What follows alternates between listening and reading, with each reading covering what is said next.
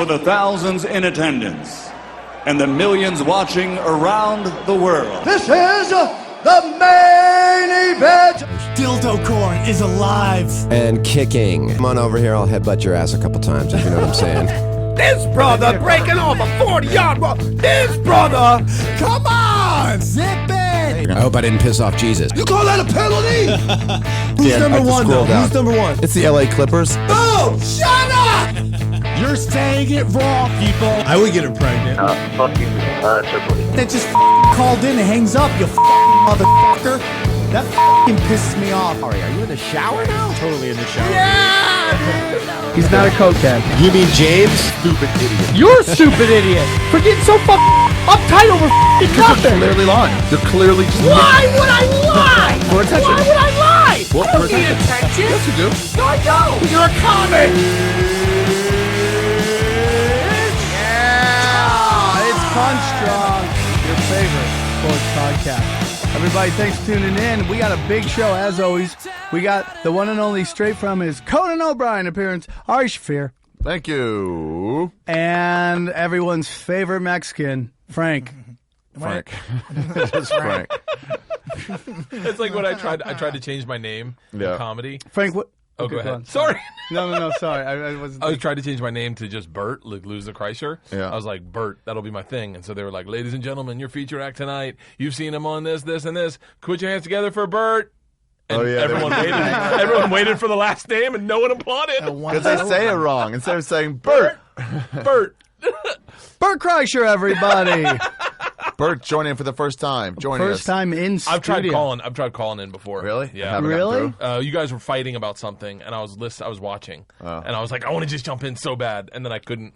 What was it when we were kicking out Fat Man for not doing his fucking job? No, when you kicked out Fat Man. Fuck him. He didn't do his job. He's still crying about that. Who's Fat Man? Exactly. Bert, what's your favorite sport? What do you watch? Football. I like watching football a lot.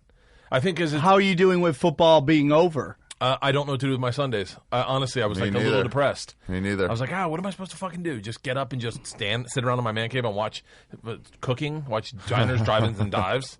Well, you know, remember the NFL workout challenge? They used to have to do push-ups and pull-ups and run and shit. And you're like, oh, it's something. There's something there. It was like Herschel Walker, Eric Dickerson. It's like, who can put up the most weight? You're like, I don't know. I guess I'll watch.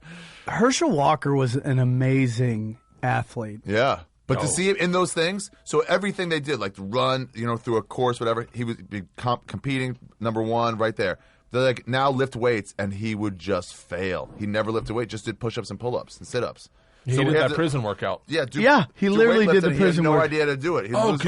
Because if you haven't done a bench press in a while, your arms do like this. Like, where the fuck is this going? Yeah, exactly. And yeah, Dickerson's just he was just crushing it. such an athlete that just doing a push-up would just get him ripped. Yeah. He went to the fucking bobsled team, the U.S. bobsled team. Well, he fought in Bellator. Yeah, he fought in Bellator and he in his won. 40s. In his 40s. And he fought like the Rock'em Sock'em Robot style, where he just like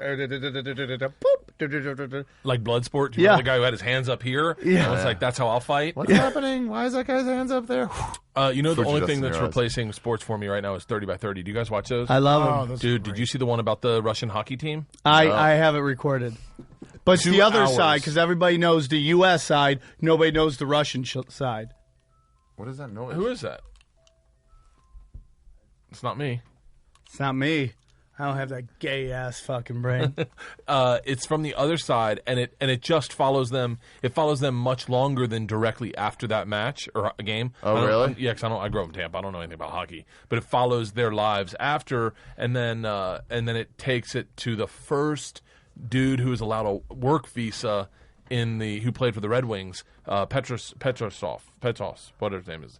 But it's 2 hours and it's fucking amazing. I watch those on my treadmill. I sit on my treadmill and just walk. Those are so well done. The greatest one is the Story of Two Pablos.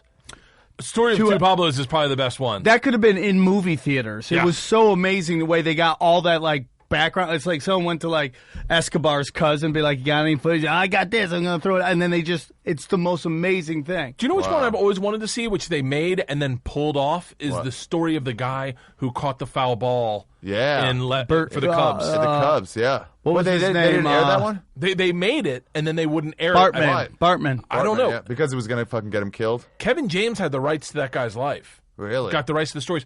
That may not be true. I don't know. To his life. That's I love fine. To his life. Like, we yell out shit that's not true all the time. Oh, yeah, that's not... We don't fact check. Yeah. Frank Castillo is going to fact check it. We're not bogged down in truth. Dude, we're storytellers. We don't need truth. We need entertainment. Yeah. Dude, if I cut a corner of a fact just to make it better, the shark was 15 feet. Does it fucking matter 12 to 13? Yeah. 15 is the number you need to hear. Yeah, just so you know, most sharks are 12 to 13. The record is 15.5, so I sincerely doubt. Is that your scientist voice? It's my angry white person. I like that. Did you ever see the video of the guy in Australia fishing? And he catches a shark, and the shark's and then this monster shark comes out of nowhere and just like, mine. You're like, fuck. Eats the shark?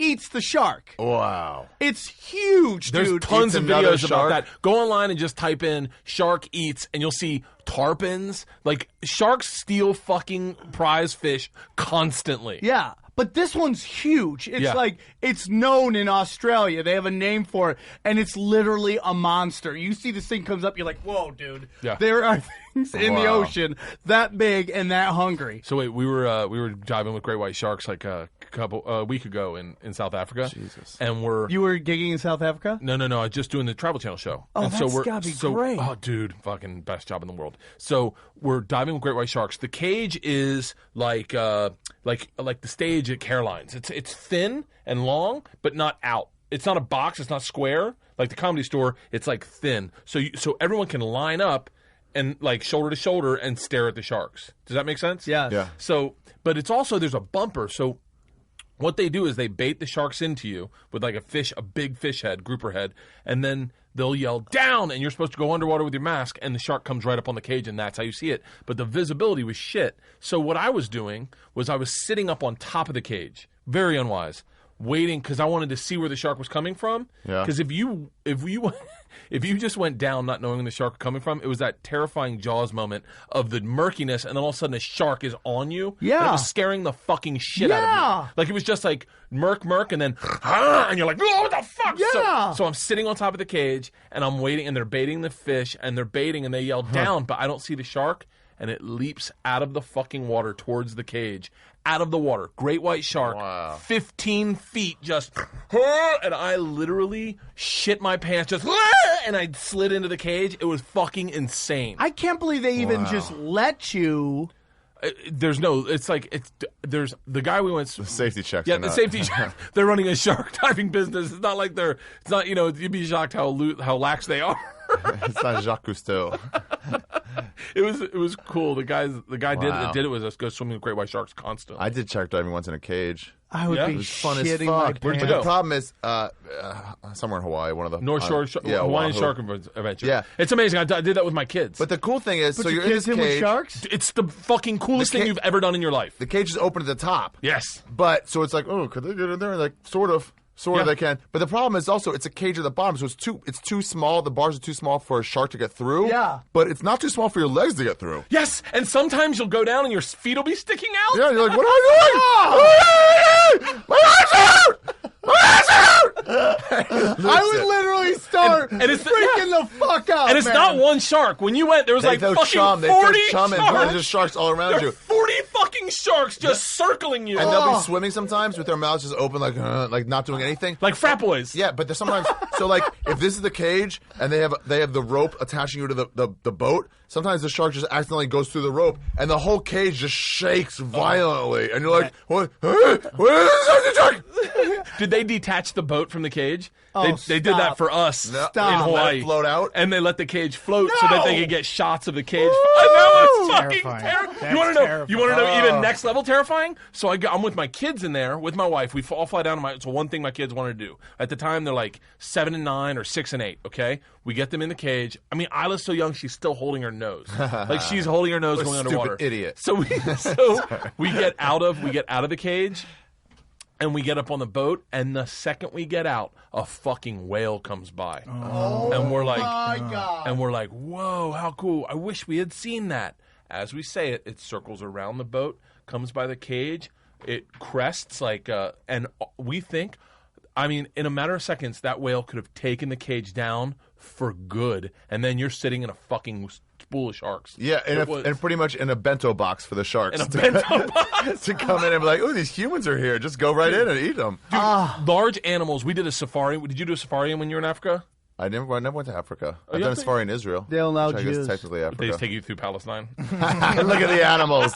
Look at them in their natural habitats. Open they feed cage. up rocks. You got your yarmulke on. They're just throwing rocks at you. His beard is offended by that. That's true. The drive-through safari is pretty fun though, and the giraffes will stick their heads in the fucking car if you roll down the window a little bit. Yeah, we did those are fun. Zoos are fun when the animals are in their habitat doing Jurassic their Park things. style. Like I just went to this one in Alaska, and it was open range, but it was still gated, and the animals just are like, this is fucking boring as shit. We're doing nothing. We're just sitting you wanna there. see a Nobody's kill. eating anything. Nobody's killing anything. They're just sitting. It's like watching your friends just bake out on a couch. It's like nobody gives a fuck, you know. But being with sharks, just you telling a story scared shitless. Yeah. Dude, we did the safari in Africa, and it was open air. So imagine you had like a fucking Land Rover, and they cut off all the tops to all the doors, and it's just open. Wow. And so did you have like predators and stuff out there? well, we drive, and you're driving for so long, you're seeing wildebeests and gazelles, and it's gorgeous. You see some giraffes in the distance, and you get really excited, and then they get you into the bush. They got to get you back to the marshland, because that's where all the animals go to drink, and so that's where all the predators live. That's where all the action is. Because people are like, they got to come here eventually. That's like the corner Yes. in the fucking. It's like in the wire. Oh yeah, yeah. It's like the corner in the wire. All of a sudden, the neighborhood changes. You see shoes around the telephone wires, and we. Ah, fuck! That's the most getaway of recycling, by the way. If you're done with your shoes, don't just waste them. Throw them up on a wire. What the fuck is that? Who ties them up? Like, I'll for How all many times eternity. you gotta do it? I think that means that they sell crack in that neighborhood. Oh, really? Yeah, that's a sign that they sell drugs here. They got that shit on La Brea and like. Well, yeah, no we- way. Dude, I just Mexican drove up kids. here, crackhead just hanging in the middle of the street. Just that was his little timeout crackhead? area, just right in the middle of the fucking Oh, really? street, like nothing. It's got to feel good, though, just to be that free that you just stand in the middle of the street like, That fuck is it. off the grid. Joining us is Bert Kreischer here, and that story of sharks is brought to you by Bet DSI. Bet DSI for all your gambling needs. Use Punch Drunk for $10 betting cash. I've been using it. I started winning at first. Did you really? I started thinking I'm the magic man. I won like 2 in a row. I'm like, I got this. And then I've just been getting house lately. So it's real simple, real easy. I got a story about betting for football. I'll tell you next week. Remind me. Okay, we're going to save it for next week, not for the next 2 hours. Yeah, but we'll do it for the next Bet DSI read. Okay. Also, go to Amazon links on punchdrunksports.com. And if you love Caveman Coffee, use Punch Drunk Sports. Get 10% off your 10 bags of coffee for free. I Yeah. think Tate Fletcher delivers it. Yeah. Hand delivers you free 10 And bags your of next coffee. scene's Seriously? Yeah, I'm pretty positive. I might not? get some because I went through a Tate Fletcher obsession last night. Really? Yeah, because I follow him on Instagram, and his pictures just... He goes to some cool places. He goes some really cool places, and he lives this, like, very healthy lifestyle, and he posts these inspirational shit about working out, and I You know guys are a he's- lot like that. A lot similar. So I just went on and started fucking doing everything I could to learn, like, to find out about Tate. Yeah. I was like, because Joe's got that great story of them tapping out that guy in the hotel In the room. hotel In the fucking... hotel fucking in the- lobby. Or, Yeah, in the lobby, in the hallway. In the What hallway. Like his happened? hotel. I made him tell it last time I was on Rogan's podcast because I tell this story to people. Yeah, like me you know, too. like people Me go, too. It's great. It's the greatest story. Okay, let's tell it together. All right. So there's this drunk fucking frat boy who's like 6'5", blonde hair, shirt Tatted off, up. tatted up, One of shirt those off in the for show bar. toughs. Just mad dogging motherfuckers at the Yeah. bar. Yeah. Well, you think you're tough? Be like, no, man, I'm just trying to get a drink. I'm not trying to show you up at all. Like, Yeah, nobody nobody's in cares. competition. Yeah, and so Tate and Joe kind of notice him, but they're like, whatever, they don't give a fuck. So they get in their elevator, they go up to the room to go to bed, and I guess, does the guy get in the elevator with them, or is he just on the floor? I'm not sure exactly, but Somehow he ends when up on the floor. Tate goes into his room, And the guy just starts banging on the door. Tate goes into his room. Joe's room's next to him, and the guy's trying to get into Joe's room. Okay. He's trying to get into Joe's room, and Joe's like, "That's my room." And the guy looks at Joe, and he's like, "Fuck you, it's my room." And Joe's like, "No, it's my room." And Joe opens the door. He doesn't know that Tate and Joe have adjoining rooms, so there's a door in between.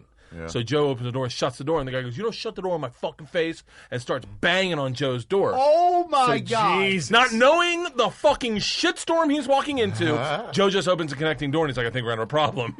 And so Tate goes out of his door. Joe comes out of his door, and the guy's like, "You want to fucking go?" His boys are there, too. Really? Oh, yeah, his boys are there. His boys are there. And Joe's like, "Yeah, actually, this is exactly what we trained for." Yeah, Joe's like, "You should go home. You should go home. This isn't going to end well for you." So by the time Tate fucking At the time, Tate was a brown belt in jiu-jitsu, weighing 255 pounds of muscle. And Massive. younger, much younger, Massive. right? Yeah. Full of testosterone. Yeah, and he's been rolling since he was 17, so he was just coming off fucking heroin. Drugs, drugs, crystal meth, all that good stuff. So I think the guy takes a swing at Tate, he ducks it, fucking rolls it, and gets the guy in Pulls guard. Pulls guard on the guy. And then Rogan, he goes, at that point, he goes, "Wait, Tate just pulled guard in a street fight." This gets is the when guy down, gets underhooks, and gets his legs around him in full guard. And this is when the hotel security shows up. And the hotel security comes up and goes, Because they're always, like, I was locked out of my hotel room in Vegas once. My friend we were staying together, and he put the top bolt on, so I couldn't use my key in there. And I'm like fucking calling, and I'm sitting outside in the hallway. Security comes like, "Sir, can we help you?" I was like, "What? How do you even know I'm here?" They're watching all the time. Yeah.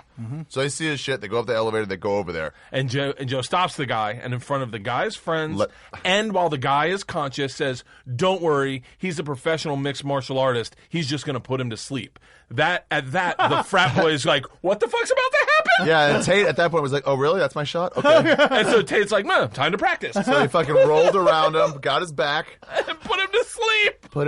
Told his friends to get him out of here. Sleep in the hallway of the Venetian. I fantasize about that every time I walk down the street and someone walks by me. I go fucking, like, what was that movie, Sherlock Holmes, where he's like, shot to the elbow, punch to the face, rip out the eyes. I do that. Shove it up his ass. Oh, I always do that. How can I kill this guy? I do it after I have a dream fight, and then I lay in bed and I go, "I'll tell you what I would have done." And I just lay in bed and go, "I would have fucking ducked back, tucked head." I think about if I see somebody in the subway writing with a pencil or something, I just look at the pen. I'm like, I can grab your hand, jam in your neck. And then I start looking around like, who would be a hero? Who else on this train would step up? I've got to be careful of them. That's my favorite. That's my favorite thing to do. Was what we just did, and that's what the thing we were talking about. I love telling stories that I'm not involved in, that I give credit to someone else, and I simply make the story better because I have no attachment to the truth. Like that's not my story. You two are the best storytellers I've seen so far, and the whole show has been great. Your show, everyone's great storytelling, but you guys are just. I just watch. I'm like, because I'm trying to get there. Just in that every line has something funny in it. You know, we were talking about stories yesterday. Yeah, it was really good, man. It's really you do it very naturally, and you do it very naturally. But you gotta fucking. It's that shit. Like he thinks I'm a Pez dispenser for marshmallows. Yeah, like that didn't actually happen. The bear didn't say that, but it's true. Yeah, there's some people who are better. Like I watch some guys and I go, "Oh, like I can tell." Here's where you're great at it. Jeffries is great at it. Burr is great at it. Jeffries is Burr and Jeffries are fucking amazing. Yeah, those are maybe the like style. Yeah, Joey's got his own style. There's I remember Jim Jeffries told that story about fucking the two chicks with cocaine. Yeah. And that first storytelling, and I literally was howling laughing. And then I was like, how can Burr follow that? And Burr goes up and tells a story about doing the college and wanting to grudge fuck. Oh, yeah, that girl. Yeah, that girl who organized the college. It was the worst college ever played. And then he just cuts like 6 months later, he's back in New York. Anyway, so we start living together. And I'm like, wait, what? The woman you hated? It was just something like that. It was like, wow. You could hear the whole crowd that go, no! I get fucking frustrated when you go, like, this is just off topic a tad bit, but like, when you go to from like what, sharks or choking people out and but like when you go to like a dinner party with friends that are not comics, and someone goes to tell a story and it just drags and drags. I stop one person. I go, "Can I stop you and punch up your story?" And they were like, "What?" And I go, "Let me tell your story. I'll tell you the stuff that I don't need to hear and the stuff that's interesting." So funny. Because you do this all the time to me, and I can't listen to these stories. I need to tell you how to tell a story. I go, pull out, and I retold a person's story. Fucking amazing. And I was like, that's how you tell that story. It's a great story, but you're fucking it up by what you find interesting, and they find interesting is the ego-driven shit. Right. I can call that guy right now. He'll tell you the beginning of a story, and it'll fucking drag forever. His name's John Mans. Ian Edwards has a great bit about how girls can't tell stories because they physically are not allowed to include anything embarrassing to themselves. So they go, went out to this club. It was fun. We were dancing. So this guy's yelling at us out in the parking lot. You're like, whoa, what? What just happened? What did you miss? When you barfed, when you like hooked up with that fat guy on the dance floor, all that shit gets left behind. Like, what? There is no accountability. Yeah. Like when my wife's stories, it's always like, and then this guy just loses his mind. And you're like, you did nothing to bring this on? Yeah, Bobby Lee did that. His people were like, oh, these stories are embarrassing. We don't want to show those. That story's like, no, but Bobby's telling it. Fucking, you guys get out of here. Get out of here. We don't need you. That's a funny story, too. He told about shitting his pants on Mad TV. Oh, so fucking funny. I had one where I was at Outside Lands. We were taking a shuttle back. We did a music festival, and we performed. And me and Nick Yusuf were taking the shuttle back to where we were staying. And all these people were on there. Some musicians, some just like uppers, whatever it was. And some guy was like, anybody have any good stories? And I was just telling the story about shitting in the Sydney Harbor Bridge. And I was like, yeah, I have one. And then I just told it to real people that I've been doing on stage for like a year and a half. And this guy, and it was fucking crushed in this van. Just crushed. Funny. Yeah, and then this guy, and it was fun. I told it in a real, like, non-performance way. Like, really, I'm just talking to the 8 other people in this van. Nothing better. And then this guy afterwards was like, I have a story too. And I wanted to be like, dude, don't do this to yourself. Yeah, don't follow that. Can't follow it, bro. You should have done this before me, dude. I do this for a living. It's a bad idea. Now, do you do a lot of, like, you don't do showcases clubs. You're mostly just on the road doing, which is fucking phenomenal. I got asked to do the new Ha Cafe. And I don't know what you think of the They old just one. reopened it? They opened another one. Where? Literally right down the street. Oh, those are close to my house. I would love to do those. The new one is phenomenal. Really? Dude, it's this little thing. It has a very New York City club vibe. Low ceilings, that's cool. Packed house, smallish Small. room. It's good, dude. And, I went there the first... And, the Ha Cafe, the Comedy Store and the Ha Cafe have 2 different crowds. You know what I'm saying? Like, Armenian. Well, there's Armenians, there's Mexicans, there's all that stuff. When you did the main room Saturday night, had your fans, Jeselnik fans. There's some like the main edginess, room. right? I prefer personally, unless I'm going Everybody very likes late the OR. or before 10:15, I don't like the main room. Remember when Joe Rogan back in the day, when he played it all the time, he's like, I hate the main room. I'm not going to do Too it. much of a showroom. I'm going to do the OR all the time. Yeah. Because they funnel it. If you like a fun, crazy, festive show, go to the main room. If you like a little edgier, so they send all the fun people to the OR. Exactly. Yeah. But the Charles Fleischers were main room comics, the fucking Robert Altmans. So, listen, I am who I am. I'm a funny guy, whatever. comic, but I yeah. show up.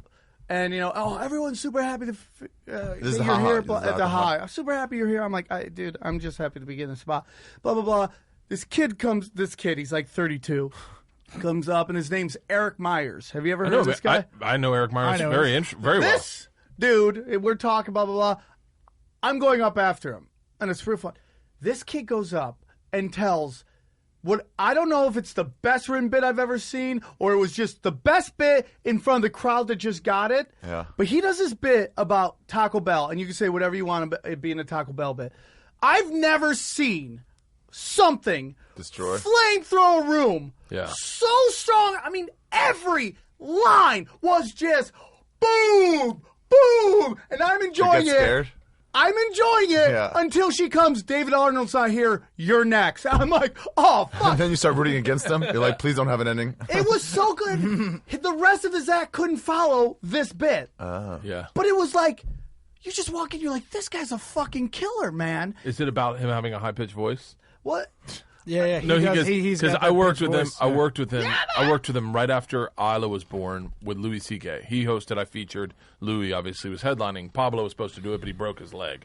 Only fucking comic I know that breaks legs without being a Sebastian fucking... just fucked his leg up getting off stage. You see that? Are you serious? Wow. Yeah. He was getting off stage. He's That's how he leaving did it. stage. He had to go away in Ambulance. in the ambulance. Are you fucking serious? Ambulance. Aren't you embarrassed, What Sebastian? stage? Aren't you embarrassed?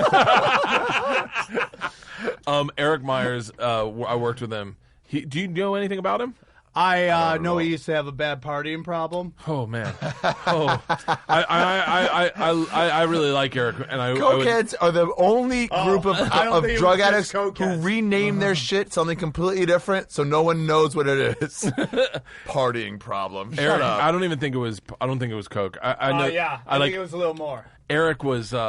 I mean, I would never want to talk negatively about a comic, but I think that he's the kind of guy that there are so many stories about him on the road that you would do that I've wanted to have him on my podcast forever because he literally, I don't He's know. sober now He's for sober. years. He's sober for a while. Yeah. But, I mean, he's fucking fascinating. He's a very nice kid, but he did this Taco Bell bit about him having a high voice.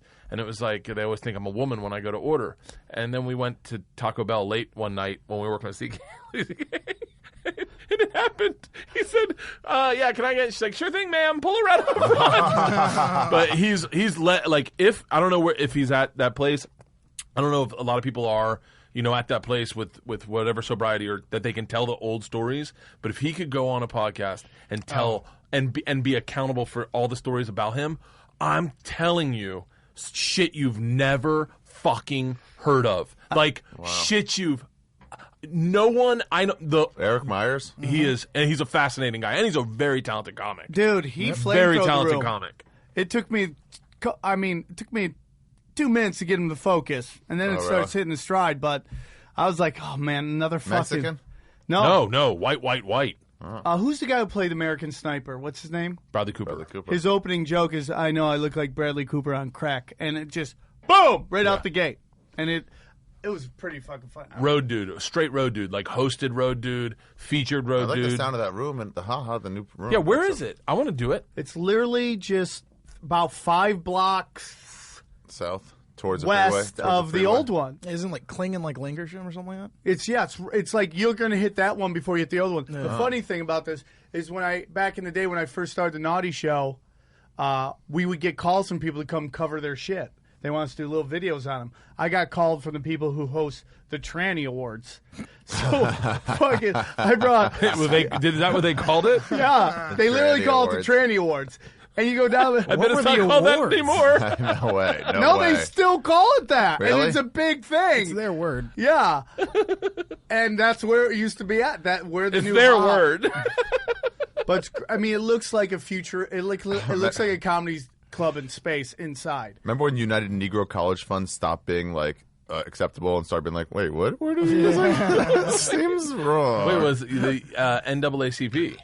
National Association for the Advancement of Colored People. Yeah, and he's like, oh. Yeah, dude, you're just like, Is anybody Dude, online? You can't. We take some calls. Yeah. You can't. Oh yeah. You can't can't watch old movies. Like I watched Volunteers. Yeah. With Tom Hanks and Rita Wilson. Yeah. Racist as fuck. Really? Because that's just the zeitgeist. That's just the normal. You're pretty heavy for Oriental, and you're like, what the fuck? Well, I forget what the name of the singer is, but he was talking about how he watched like Eddie Murphy's Delirious with his kids. Yeah. And it's just like Whoa. these faggots Oh, and yeah. these fucking. He's like, Yeah, you cannot do Eddie Murphy now. Oh, okay. We were talking about this. One of his tracks was called Faggots. And now when you find out what he was into, you're like, oh, yeah, no wonder. Think about 16 Candles. I've said this over and over. 16 Candles.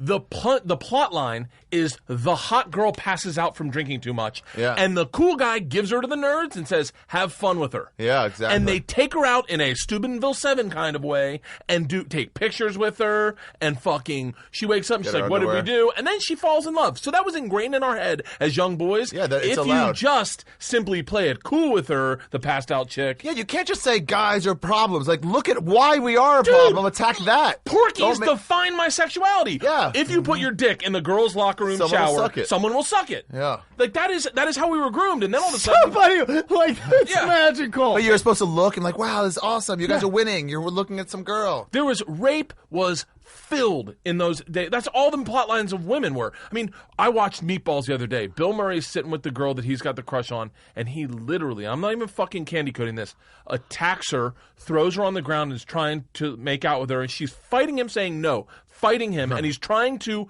literally just fuck her, and then when someone comes in, he goes, oh, get off me, like that, and that, I remember laughing and going, that's my new move. Like that, like thinking as a kid, that's my move. I'll just do that. It worked for Bill Murray. He's my god. All those movies are fucking filled with sexual Ripe assault. with it. That's right. so fun. We got calls right now on the sexual assault hotline. Who's with us? Hello? Oh, this is the Flash from Denver. The Flash from Denver. The 247. Wow, the 247. What's up? What do you want to talk? Ask Ari who would win in a race, you or Sam? Me or Sam Tripoli? In a race. A foot race, you're saying? A foot race. How long? Yep. Hey, what? Okay, give us Not all a mile.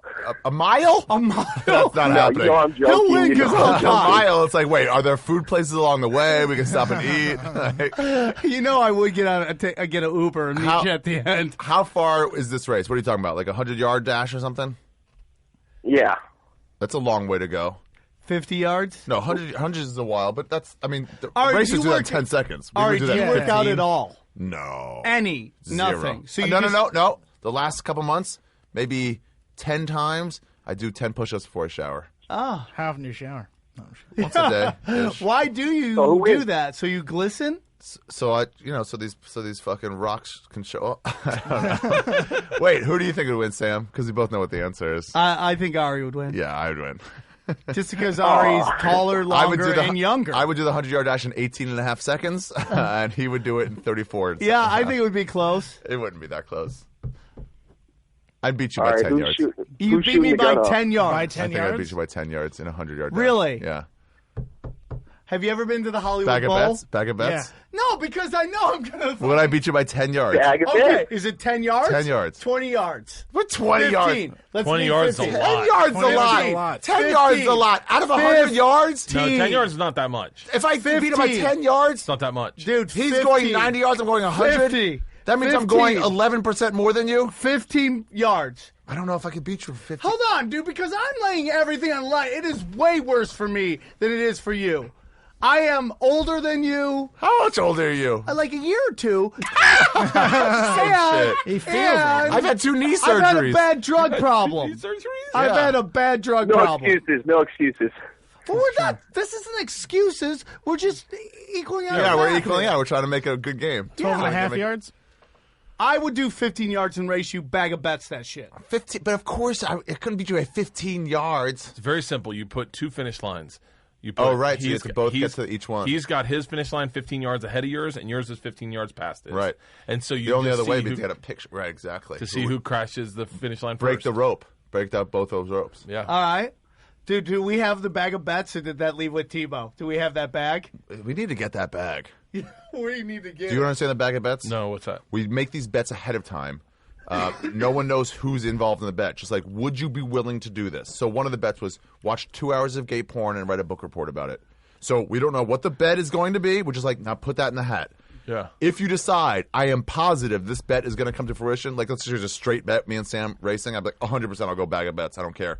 You pick out a random bet, and it might be that, or it might be wear someone else's cum sock all day. Yeah. No matter what, you don't know what the bet's going to be until you've already made the bet, and then you pick out something that you said I'd be willing to do if I lost. I had to get my nipple pierced once. Did you really? Yeah. I had to watch 2 hours of gay porn, and then people called in, and it was just all compilation porn. Just meaning I'm just going straight to money shots for an idea, no plot, no nothing. Now we still, once Tebow gets back, we have a kid who lost the bet to me in fantasy football. He has to watch his face with our jizz Jizz rag. rag. We're all jizz on a rag. Then we reapply the jizz with a little bit of water, maybe a misting, and then he has to wipe his face with that. Oh, How long does he have to wear it? No, not wear it. Just wipe his gotta face wipe down. his face with it. Josh Martin.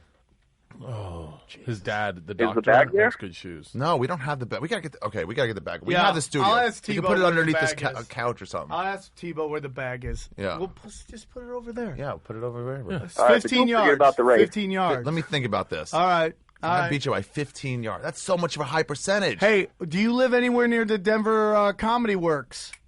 Yeah, I went to see Ari last Wednesday. He called. How was he it? made fun of me basically. Boom. The Flash. It was great. Remember, you made Well, fun of me because I was wearing a Flash hat and T-shirt. Oh, the Flash. Oh, yeah. Did you enjoy it? Already gone. Okay. Oh, But he hung up if on you can us? get a hang up on mid-word or people. something like that, the very beginning of a... Okay, he's getting it. He's getting it. he's got to learn. We got another call? Do you want to take another call? Yes, I love these calls. Okay.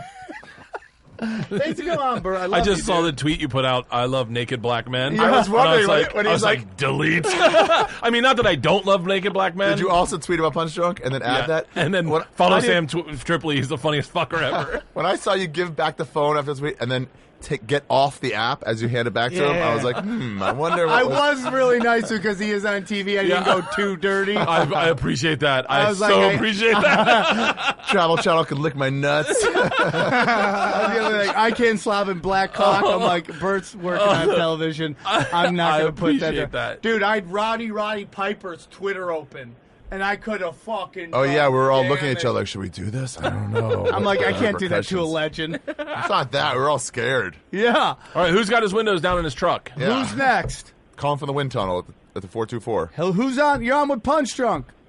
Yeah, this is Brad from England. You're Oh, from England. England. Wow. Wow. Thanks for Yeah, listening. Bert, I love the podcast, man. You got to keep that shit up, dude. Thanks. What? You talking to Bert? Who are you talking to? Bert, yeah. Bert's Okay. podcast, man. Oh, you like my podcast? Thank you. Yeah, man, listener from day one. The last one was epic with Shane Mace. Oh, yeah, I cried in the middle of Shane it. Moss? Yeah, that was crazy, man. Why'd you thank cry? Ari, I bought you a special. That shit was funny as hell, man. Thanks, brah. This guy's Love great. this guy. I love This it. guy's fucking phenomenal. Yeah. Captain Positive over here. You gotta, Oh, yeah, man. You're like King What do Cruel. you think about Anderson Silva being chopped off of The Ultimate Fighter? Chopped up at the Ultimate They dropped him from being a coach. He was supposed to be a coach of the They were Ultimate going Fighter? to keep going with, even when he tested positive, they were going to still have him do it, and now they're like, you can't coach. Wow. Yeah, they've got Big Nog replacing him, man. Who Big Knot? What weight class is this? No, well, it's just they're just coaching. They're not fighting. Oh, so it doesn't matter what yeah, weight because class. he's taking on Not fight. They don't do the fight at the end? I don't think for this one because Shogun Rua is the other dude, and they're two different weight classes. Right.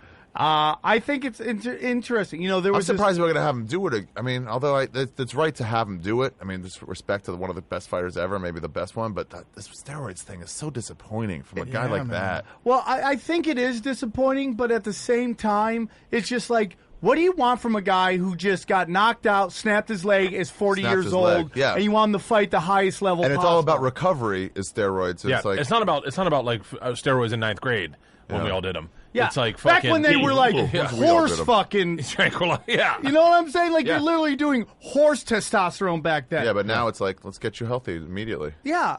Hey, you know how much money he made on the last fight? How much? $6 million from pay-per-view. So he had to give a lot of They that were back. no, they were going to keep. Oh, there they've was a held it. minute They didn't give it to him for a second. No, they ended up giving it to him. You know why? Why? Because he flunked his test before, and they knew it. So they said, well, we're still going to go on the fight. They still go down. At that point, you can't hold his purse. Yeah.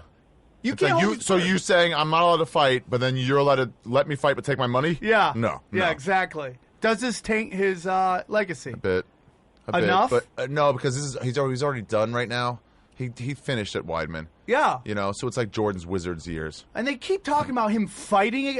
Maybe if he does has another win, he'll fight Weidman. Why do we need him to fight This Weidman? is already a no contest. We already know he's going to get his ass beat. Well, I would like to see it go down all the way.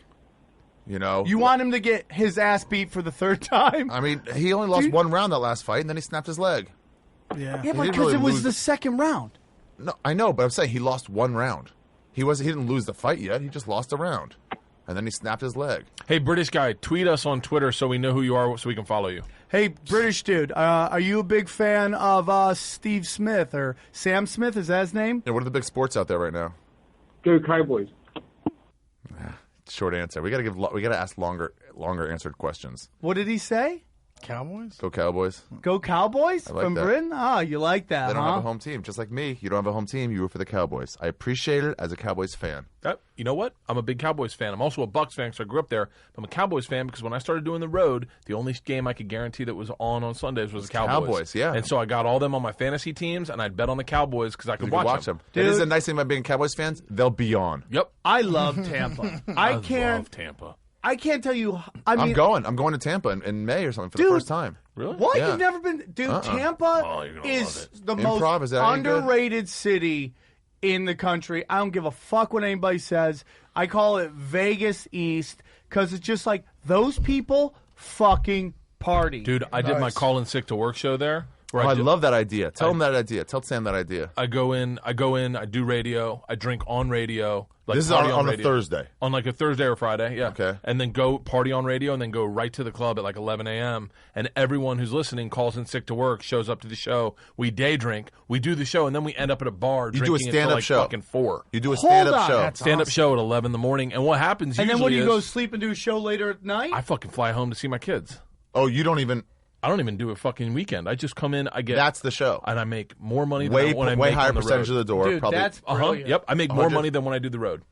So I go in, and they've been selling out everywhere. Such a fun experience. Dude, you know what? I'm it's skipping so work today. I'm Wow, going you to got party really with Bert British Kreischer. right there. Yeah. Such a fun experience. It's like St. Patty's do Day. accents. And what happens usually is the headliner who's there that weekend Yeah. will come in and do sets because they come in and do radio with me on Friday. So we had Mitch Fattel. We had Ian Bagg came in and did one. I've done it. I've done it. Yeah, I've done them. DC, Edmonton, shit faced, dude, and it's fucking chaos. It is. We drank in Tampa. This is insane. We drank them out of beer before the show had started. At the club? They drank all their stock of beer before the show started, and they had to get more beer For the Did night? you ever ask for for the part of the for the bar? show For the day? for the fucking show. So you party You ahead ever of ask for part of the bar? Nah, I can't ask for that. That's what Kid Rock does. You should, yeah, dude. he Kid Kid Rock, Rock. No, Kid Rock goes down the middle. You can have my ticket sales. I Listen, can have your beer sales. You no, go no more to than you 20 find bucks. a dead bar. I bet I'd make more money that way. That's what You Rob find does. a dead bar, dude. Yeah, that's when what I Rob do road, does. When I do naughty shows in some places, I get the door and I get part of the bar, and my money goes way the fuck. Dude, Rob if I Mayhew in got- Toronto does that. He gets a venue and he goes, I'm going to buy a shitload of beers. You don't have a bar. I'm going to run a bar. And I'll pay the comic whatever, but I'm going to make a shitload of money off drinks. Dude, we did Philly. This You're is the gonna night. make so much money. This is dude. the night Yeah, Joe you're Flacco proud. comes out, Yeah. and some of the As Ravens, gay? and Did Joe Flacco? Benson Wow. shows up. Doug Benson. We partied so hard on Saturday night. We go to do Doug's 420 show on Sunday, and it's like coming up to 420, and we're like, when are we going to start the show? They're like, we're waiting for our beer distributor to come. We don't have any alcohol. Wow. We drank them out of booze. Jesus. I mean, I bet if I said I'll take half the door and I want half the bar. I No, bet my you'll never fucking- get half the bar. You should ask for like 20 to 25. I bet I'd still make more money than I make it just getting the door. Yeah. Maybe. No, 'Cause of the course. upsell on a beer, like what do they buy a beer for? 50 cents and they sell it for $6? Yeah, dude. Oh, the kegs themselves? Yeah. Not even 50 cents by They're always keg. gonna If you get a fucking keg, you change get you, like but dude, 1,000 beers out of I it. always The biggest do that, markup man. is soda. Because Yeah. it costs. My friend Houston said this. When he became a manager, he goes, it boils down to 2 cents a glass. That includes man hours. I can have your sodas. man powers, and you sell them for $3-4. I bet if we did a deal with Heineken, right? And then Yeah. I said, all right, I only want half of every Heineken sold. And then I just told everyone, just buy fucking Heinekens. Yeah. Those go to me. Yeah. Everyone would be like, fuck it, I'll buy a Heineken. Right. Yeah. Dude, Yeah. I've done shows at the Viper Room and at the Improv where they've told me I've broken every record in booze, and I'm like, I need to get part of that door, Yeah. part of that fucking thing. And you'll ask for 20, 25%, and they'll give it up because you're giving them a time when they're never going to make money. So Yeah, you're like, it's daytime. I'm making It's you 11 in the free morning. Yeah. Everyone's fucking drinking. Think about this. They drank all the beer they had supplied for the show before the show even started. Now, here's the problem. Is that audience is that drunk. Yeah. So you're sending them out into the world. No. I'm putting them on me. So they're so fucked up by the time I get on stage. One guy stood up in the middle of the show and he goes, I have stage 4 esophageal cancer and I'm going to die. And I was like, oh, how do we get out of this one? Oh, no. But there is. And then he fell and split his head open. It's a little good. chaotic. Well, So he no, died no, from something else. I embrace the chaos. Dude, yeah, man, you're gonna fucking. I don't know how you drink like you do. I have a drinking and drug problem because I just go fucking nuts. I don't get. Here's my problem: is I don't. I'm a little focused on stand up, so I don't really drink before the show. And there's things I'll have some drinks on radio, but I'm not too fucked up when I get up there. But the wheels come off within the last 15 minutes of my show. Once it starts hitting your belly. And then I'm like, fuck it. All right, when I was 22, I got involved with the Russian mafia. Here's how that story goes. And then, but I think towards the end I get fucked up. But I'm like I'm a pretty fucking You have a put good together tolerance. drunk. When I was really drinking, it took like 5 shots of Jack just to get me fucking starting to rock and roll. That's the problem with heavy drinkers is that now you can't just get fucked off a couple beers. It's a frustrating feeling is when you're sitting there and you're like, everyone's like getting a beer and you've been on the road for 3 weeks straight, and you go to have a beer, and you're like, that did nothing. That was like, yeah. And you're like, I need a shot of tequila to jumpstart that next beer. Do you drink to get something, or do you drink? I drink because I like the feeling of having a little bit of a buzz. Okay. Yeah, a little bit of buzz. I don't like getting fucking hammered and like stumbling, but I like that little bit of a buzz. If I could continue that little bit of buzz. Yeah, I do that with weed sometimes. Where somebody's like, "Hey, smoke this. I grew it myself," and you smoke it, and it was like, and then you see them later, like, "You want another joint?" I'm like, "Hey, you may as well just keep it because that shit was like breathing air to me." Like, no offense, but it'll get you high, but it's just wasted. That's how I used to be with Coke. I do a line. I'm like, I got nothing. Let me gack out your whole 8-ball. I could not do that. And my problem with drugs is I would do coke go. You ever do coke? I've done coke. Yeah, but I always could do a key bump and be fine for the night. Yeah, that's it. And that's be like for the entire night and end up focused all night long. It was almost like taking a Ritalin a little bit. My problem with Coke is that it's so connected to my sex addiction because whenever I'm doing Coke, there was always a chick there doing Coke who was totally cool with me doing weird shit to her. And it just, I combined the two and it was just Coke and numb fucking and just doing weird. That's who comes to my shows. Yeah. People want to get fucking crazy. Yeah. Thankfully and not thankfully, I really wish I was into marijuana more because I think it's healthier for you. It's the best, man. I think it's just healthier. Marijuana? I think it's just healthier. I wish I could be the guy that would like go to my man cave, take a one hitter, take 2 hits, and then be going to bed for the rest of the night. Like, but I don't know because I've never really tried indica. No, you get a vaporizer and you go for fucking 4 straight hours.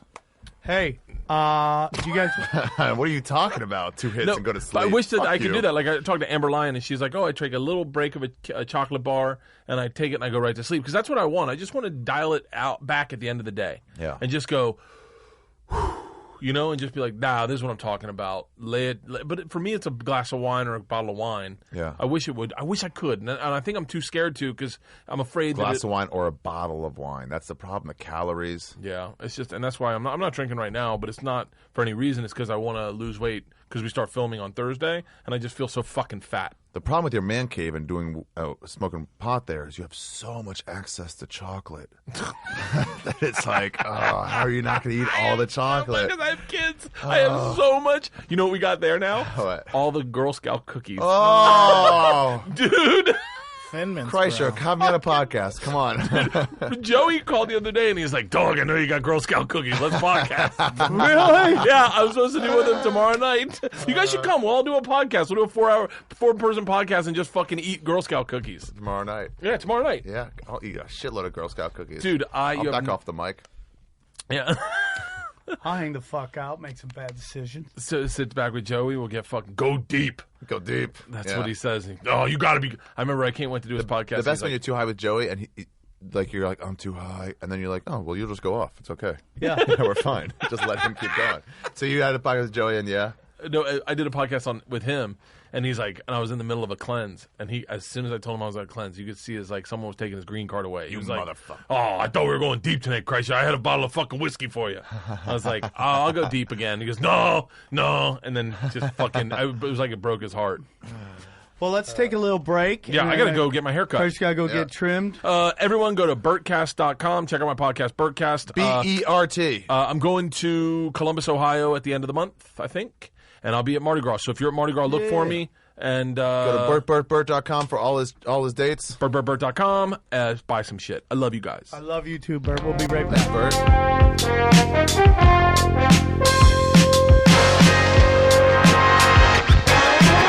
right. Are we live? We are live. Second hour. We are live. Bert Kreischer, great having you on the show. I hope the Girl Scout podcast happens tomorrow, but if I already understand if you got to fuck.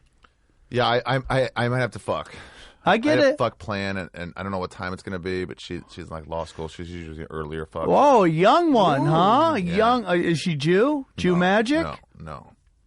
Armenian? No, just pure Hispanic? pure white. Oh, just blonde? Just as white as can be. Oh, that's going to be great. You're going to slam ham, huh? Slam ham. Is she? Now, did she see you doing stand-up? Yeah, she did. She saw a few times, and then it was like, let's do this. And then we did it. Love it, dude. She said, God, that dork sweater is so fucking hot. I guess so. Dude, I'm some people's type, and if I am, that's fucking golden. No, when I had long hair, dude, not a lot of chicks like me, but the ones that did love me. Really? When you had long hair? Yeah, when I had long hair. It was fucking crazy. Boom. And it's crazy when a chick... Ari, do you like fucking fans? Sometimes, sure. It's so easy, right? It's just literally but shooting. when you say easy, that has a negative connotation to it. Okay, I don't take mean that off. It means there's less simple, effort involved doing simple? it. Yeah. Would that be it? It's so simple. They already like you because they've invested in you already because they've seen your stand-up. Yeah, and here's the cool thing, though. In terms of like a male, not celebrity, but male, focus of the fandom and the female fan, as opposed to the other way. Women generally like men and decide to sleep with men based on who they are as people. Status and power. Yeah, and also mind, sense of humor, intelligence, all those things. Men, and then they also look for beauty as well. Men look for beauty first. Yes. And so, like, if you already like me because of the things you know about me, well, then you've got your woman stuff, and I know all I need to about you. Yeah. That's a C cup. Yeah. So it's like, we're already completely connected. We're ready to do this. Yeah. Don't wait. I'm not going to wait for you to be into my looks, and you shouldn't wait for me to be into, like, your intelligence. Personality. It might come later, but we already got the basic shit there. You know what's so funny? Like back in the day, it used to be like get to know each other, then have sex. I say have sex, then get to know each other. Do we want to hang out together? Does it work out? All that stuff. Do we have any calls? Okay, we got a call. We're going to take some calls the second half. We'll get into some Anderson Silva stuff. Who do we got online? Hello? Hi. I'm just calling to let you guys know that there's no sound coming from the podcast. There's no sound? No sound at all. Just video. Can you hear us now? Back. Can you hear us now? I cannot. Still not? Still. Still. Even the last hour you couldn't hear anything? Could you hear something before? I heard you guys perfectly up until the point where you took a break. Oh, okay. Now you're back. All right. Thanks, man. Thanks for calling in, dude. What's your name? I'm that guy. I'm that guy. That guy. Thanks a lot, man. I appreciate it. Called in to let you know that you have no sound. That's Thank great. you, appreciate dude. It. Crap, I like Patrick, your we're voice. not even going to hang up on you. We're not even going to hang up on you. We're going to let you hang up on us. Because you did a service for us, and we appreciated it. So thank you. Have a great day. You too, buddy. That was frazzled. That was awesome. I'm just saying, shit should run on time, and it should run. You're like, yeah, it should. Well, great then. Well, then we're all in agreement. That was so funny, dude. That guy was great. Do we have any other calls? Let's hear one. Okay. You're on with Punch Drunk. Who's Caller, this? where are you calling from? I am calling from Montreal. Guess who it is? Look who is back. What's up, George? What's up, St. George St. Pierre. How you been, man? What gave it away? It's your accent in the Montreal thing. We're very excited. Your name has been in the news left and right. Yeah, I saw. I'm trying to stay active as the champion. Get You're good not the press. champion. You're not the champ. You're not the champ. That's Rob Lawler. Yeah. Yeah, Robbie Lawler. You retired, and somebody else took it, and then they got it from that guy.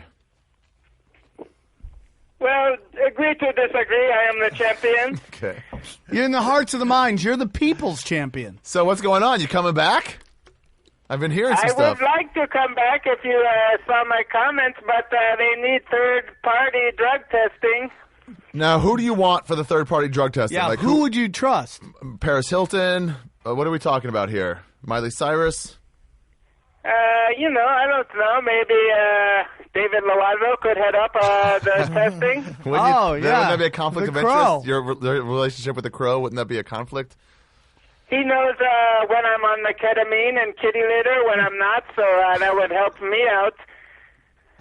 Now, you made some stuff about, you've discussed you're a little upset with Anderson Silva. You've kind of said that his legacy is tainted. Do you believe, even though you've talked about the drugs that you've done, are you still mad at Anderson Silva? I mean, I do the drugs when I'm not fighting. Out of competition. I've never tested positive. Let's be clear about that. I'll say this for you, George. You're not a fucking fight drug addict. You're just an on your own time drug addict. Yeah, you're a party drug addict. If you want to do the drugs, do them out of the cage. That's what I always say. And he brought the steroids into the cage, so I think he should hang his head in shame. George, let me ask you a quick question. How do you think the steroids that Anderson Silva is doing would compare to you bathing yourself in baby oil before a fight so that when you sweat, your opponents can't grab onto you? Yeah, which is more of a competitive edge? Well, like the Patriots, I don't know how the Vaseline got on my body. They were bathing you down with it in between rounds. We Yeah. all saw I went to get in my hotel bathtub, and it was filled with Vaseline. Again, I thought it was water. Right. Very still, thick water. Consistent. I thought it, I think the word is viscous. Viscous, yeah. And I get in the tub, and I get out. I'm all slippery and gleaming. I take a quick dick pic because I think I look good like this. Who do you send the dick pics to? I sent it to Ronda Rousey. Ronda Rousey, I was going to guess that. Yeah, she must love those dick pics, huh? Did you like her swimsuit issue? I don't get, it's 2015, who's buying the swimsuit issue? Correct. I agree with you, Wow. man. I agree with Voice you. of reason. George St. Pierre. It's only a true pervert would do that. The regular guys are watching like the anal and the bestiality. What? True pervert gets a Excuse me? swimsuit issue. Excuse me. What was the last one? What? Yeah, what was the last one? With the bestiality? Bestiality, You you know, watch- when the animal fucks the human. Yeah, you watch a lot of that, George? I've been known to dabble in that. I like to see a horse and watch how it does it, the movements. Yeah, the movement, the muscle movements and stuff. Now, when you send Rhonda your dick pic, what's her usual response? Likes it, doesn't like it? Sometimes she says LOL, which I don't really know what that means. I think it means she's impressed by my big penis. Yeah. That means laugh out loud. She's So laughing out she's loud. laughing at my penis? No, I wouldn't say that. I think wouldn't she's say laughing that. at the giddiness from seeing the penis. I think she's so excited about seeing your monster hog. Like that. Yeah, that's what. So she's giggling like an Asian schoolgirl? Yeah. Exactly. On ketamine. That's what I would like that better. I before the Anderson and Nick Diaz fight, I sent them both gift baskets to their dressing rooms the night of the fight. Oh, Yeah, that's you nice. told us this. You told us this. It was full of weed and androsterone. Well, I have a deal with edible arrangements. It's I buy the stuff from them, but then I resell it. And so I just wanted to wish them good luck, and I had chocolate-covered papaya. I put a little THC in one for Nick Diaz just to give him good luck. Oh, interesting. And then Anderson's, I took a syringe. I put steroids into the strawberries just to make sure that he fights well. So how can you be mad at him for taking steroids when you're the one who dosed him with the steroids? He should know better. He should figure it out and just try to avoid it. He cheated the system. You can't do that. But you are the one who made him do it without his knowledge. Why would you do that? Well, the GSP's not in the limelight. I was supposed to fight Anderson, not Nick Diaz. He tried to bury me alive. Oh yeah, he did try to bury you alive. The I forgot truth about comes that. out. He did try to bury you in a refrigerator box. He stole Ronda Rousey from me. He impregnated her. He's ruining my life. Now that Diaz lost in a big public fight for the first time in a couple of years, I think, do you think you have a chance to get back with Ronda? I think it's a very good possibility. Right now I'm stroking my penis just to try to get it pumped up for a picture to Ronda. Well, hold on. You're stroking it right now as you talk to us. It has nothing to do with you. I can multitask. Yeah, all right. We didn't think it was about us. That was it's very uncomfortable. But, if you could take just a moment from stroking your penis and kind of talk about, there's talk about you coming back. Who'd you like to fight? Who would you like to fight? Okay, I stopped doing it. I think the name Shoney Carter has been coming up, I think, in a lot of fight blogs. I know a lot. No. It came up a couple times last I week. wish Shoney Carter would call in sometime and just talk about all this buzz he's getting about people wanting to fight him in his shorts. Yeah. You know who I want to fight? I think it would be a good opponent for me and an easy challenge. Who? CM Punk. Oh. Yeah. He fights at 170 too, doesn't he? He's going to fight at 170. I would like to give him, as you say, a rude welcome to the UFC. Yeah, but he hasn't fought before. That's kind of not fair. Are you still touching yourself? That's the point. It's not fair. You think I want a hard fight on my first fight back? I want to walk in the park. Yeah. Makes sense. Now, real quick, GSP, is there any truth that you're supposed to be going to a comedy club this weekend to watch Steve Renazizi in Nashville? In Nashville, are you going to see Steve? Are you a big fan of Steve? I am a huge fan of Steve. I love the show The League. I am impressed with the size of Steve's head. I think it's a true marvel. It's pretty big, right? The fucking hangs on his neck. You don't expect to hold that much weight up. I think he must have been doing neck exercises from a young age just to have the power to hold his head high. Wow. He's kind of got a But pumpkin I am there. taking the jet. I am chartering a jet, me, David Loazo, some girls that he hangs around with, and we're flying to Nashville to see the show. Now, what I'm really excited about is that it's not just going to be Steve Renazizi there, but there's also some special openers going there. Danish and O'Neill. Doing the midnight Saturday show. Yeah, they're supposed to be doing the late show there with them, and I think, is that They're headliners now, yeah. Midnight Saturday show. I mean, Renazizi's great. He'll probably sell out, but if people in Nashville don't know, fucking Danish and O'Neill are crushing it, and they're doing the midnight show on fucking Saturday, and they're getting a door split. So let me ask you, are they featuring? They're featuring all week, headlining, and then they're doing a midnight show. just doing their own show. Is there any word if Steve Renazizi will possibly stop by that show? He'll possibly stop by. I bet he'll do a guest spot. Oh, that's a great I've idea. heard of these guys. I did ketamine with the Danish and O'Neill one time. They were telling me, regaling me with very funny anecdotes. Oh, they're really good writers, right? I've heard stories of their writing. Here's why I'll always love John Jones. I was at a league premiere party, speaking of Renazizi and Danish and O'Neill. We're at a league premiere party, and they were also doing a It's Always Sunny in Philadelphia premiere party. They joined them because they're back-to-back on FX. And they did a lot of promos with UFC fighters. So Cowboy was there, Clay Guida was there, John Jones was there, a bunch of people were there. And I introduced Danish and O'Neill to John Jones. I was like, oh, hey, what's going on? This is my friend Danish and O'Neill. And he goes, oh, nice to meet you. And just ball shots both of them. Whoa! He just from out of the blue, just ball shotted both of them. And then later, they came up to him, and he covered his nuts, expecting retaliation. I like that. Do you think you could walk up right now to John Jones and ball shot him? Yeah, not a full punch, but I can give him one of those. Remember when I did that to you at the Improv? Yeah, as revenge. Yeah. As I was being introduced I went high, to the you Improv. blocked. I went low, bam. Yeah, I think you tried to give me a high five. I went high five you, and then you fucking ball. As you were saying, Ari Shaffir, and I'm like, on the ground, crumbled. GSP, are you going to ball shot Danish and O'Neill? Dan. I would like to give them both spinning heel kicks to the balls, just to it's a friendly way of saying hello in my gym.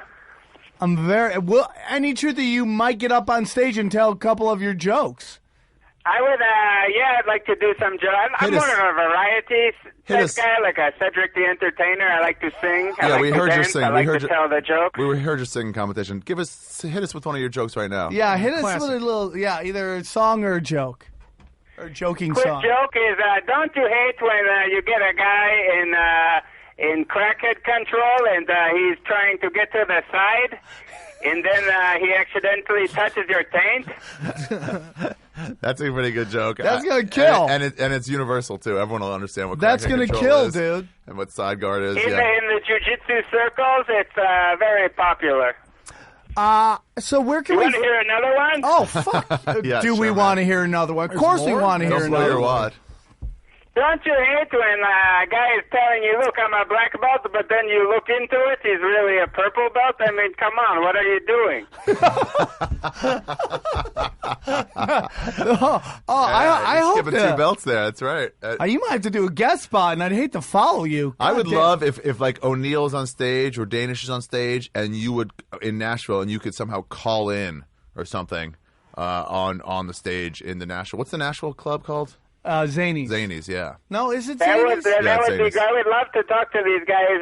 They could give me advice on comedy because, because the UFC won't drug test, I may have to turn to comedy to make my living. Why don't you sell ketamine? Yeah. Pretty good at it. I mean, I'm already doing that. Should I do it more? Can we do an exclusive deal with you where we sell George St. Pierre Ketamine on punchdrunksports.com? Yeah, we can get a 10% discount. Yeah. If you go through us. Yeah. Yeah, there's Caveman Coffee and there's St. Pierre's Ketamine and Kitty Litter Mixture. St. Pierre's Ketamine and Kitty Litter Mixture. I think we're on to something. Yeah, okay. Next week we're going to sponsor. We're going to use that as a sponsor. Okay, so wait, St. Pierre's. What is it? Ketamine and Kitty Litter Mixture. Ketamine and Kitty Litter Mixture. It's the You can call it the KKL. Can we might have to make T-shirts about that and sell it. Yeah. We have some. I think that's a good idea. I am the star of Kickboxer. I'm a box office smash. So how much do you think that's going to cost? Oh, he's already gone. You dropped him? I can't believe we dropped George St. Pierre. Well, that's we got it. We uncomfortable. got his kitty litter. We got all we needed to from him. I'm really excited that Dance and O'Neill are going to do that. We should promote it through Twitter since they're such a big part of the show. We should let everybody know. First time headlining somewhere. No, I think that's great. I would love to be there. Yeah, headlining. I brought them out to do some sets with me in La Jolla before. They're really funny. They got great crowd work. The best was O'Neill. I did La Jolla with them once, and O'Neill got off stage, introduced Danish, got off stage and was walking to the back, and one of those back tables right before where Mitzi used to sit, but right before that, but in the section of the crowd, some lady just turns to him. She goes, "You suck."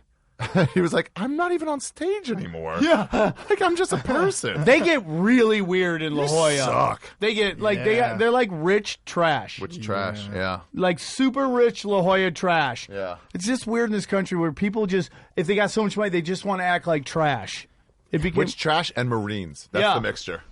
Have we told the Rusty Dooley story with the Navy SEALs? No. You never have I ever told you that Brian Callen told me this great story? Heard it. It's fucking really funny. So they're doing this whole group. We got another caller, by the way, but we'll do it after this. Okay, we'll do the story after this. Or No, we'll do the story after. Well, I'll do it real We'll do quick. the story now, yeah. Huge group of Navy SEALs come, and they're enjoying the show.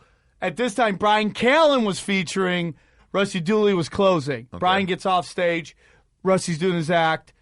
One of the Navy SEALs, the top Navy SEAL guy, his wife is drunk and heckling Rusty. Rusty's verbally sparring with them. Starts laying into her, starts getting a little crazy. She starts the Navy SEALs are like, "Okay, man, maybe let's get out of here." She's drunk. She starts yelling. He starts saying something to him. Dooley or Callen? Dooley starts saying something. She goes to the wife. Okay. She goes, "My husband will kick your fucking ass." He says something negative about Navy SEALs. Ooh.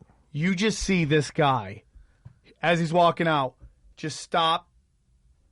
Take his jacket, put it over his arm, turn around, and just start walking towards the stage. And all the Navy SEALs are like, "Dude, don't do this. Don't fucking do this. Please get..." And Rusty Dooley's doing like karate katas on fucking stage, getting ready to fucking throw down.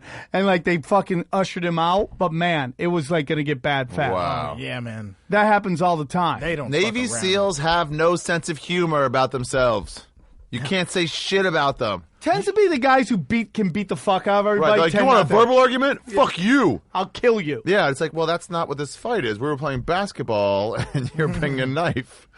Dude, when I lived in Vegas, I read a story about these guys playing basketball, and this dude blocks this guy's shot. The guy who got blocked walked over to his bag, got out a gun, shot the dude that fucking blocked his shot. Did he make contact on the block? No, I guess they didn't make a call. Oh, maybe that's it. I totally understand that. But no calls are very frustrating. We have a call. Let's hear it. Caller. Hey. You can't say shit about Hey, I've always wanted to say is turn off your radio. Man, I'm over here bumping. What's good? What's good? Who's this? Hey, man, it's your boy. His father, Randall McMurphy, with the Deviant Church. Real quick, let me, you know what I'm saying? NSA cuts off my calls sometimes if I drop. Okay, this is the guy who calls into my other podcast with conspiracy theories. He's always got all that. Yeah. Okay, so you got a good conspiracy theory for us today? Oh, man, I was going to lay it on you. Something about Anderson Silva fight, man. You know what I'm saying? That shit was rigged, son. He didn't even do the wolf hormones and shit. They set him up. Why'd they set him up? Hold on, I thought someone was listening in. What's going on? No one's listening in, man. Nobody's listening in, dude. Seriously, nobody's listening in. Okay, yeah. But look, you know what I'm saying? They know my dude don't speak English, right? Right. So they get him selling some shit all that. You know, now he's confessing like he's doing shit. He didn't do shit. He thought he was signing a movie contract. He thought he was doing Under Siege Part 3. Oh my God! So you're saying this was who did this, dude? Who would set up Anderson Silva? Man, Seagal and me, because, you know what I'm saying, Anderson Silva wasn't tweeting about his show and the cop show, stuff like that. And he had disparaged Aikido. He was talking a little bit of shit about Aikido.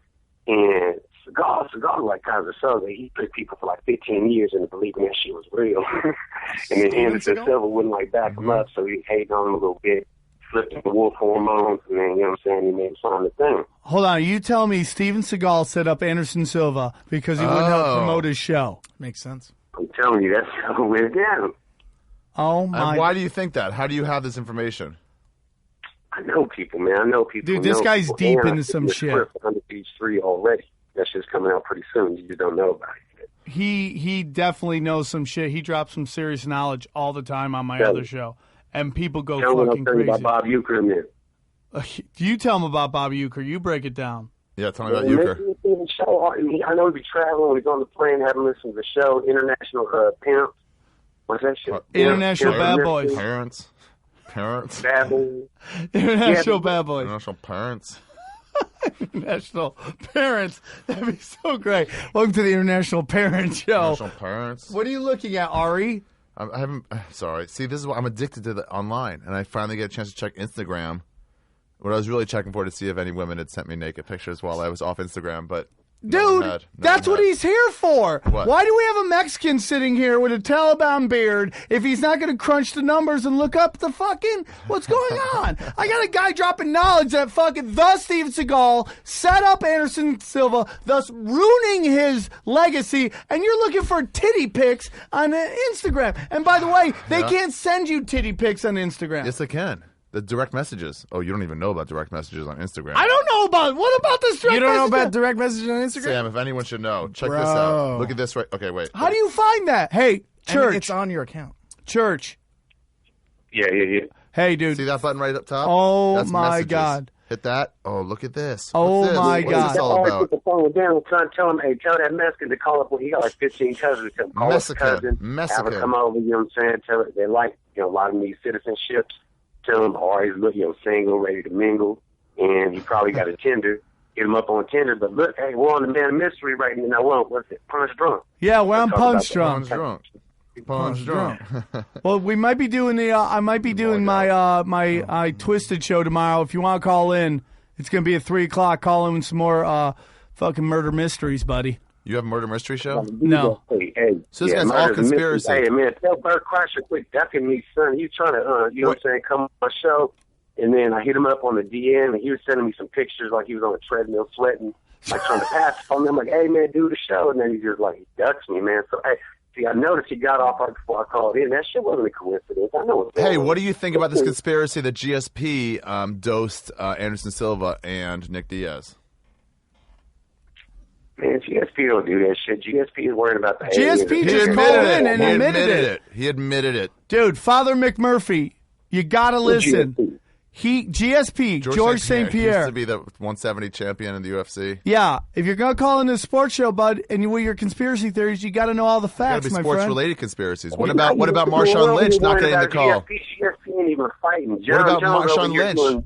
Coke like he's Michael Irvin in 1993 and nobody's saying shit, and you guys worry about GSP. He's over there fucking doing his thing. Are you black, Father McMurphy? Of course he is. You're asking too many questions on the NSA line right now. I'm over here trying to drop knowledge. You sitting by a Jew and a Mexican. You want to know what race I am because I know about Michael Irvin. That's racist. How do you know I'm Jewish?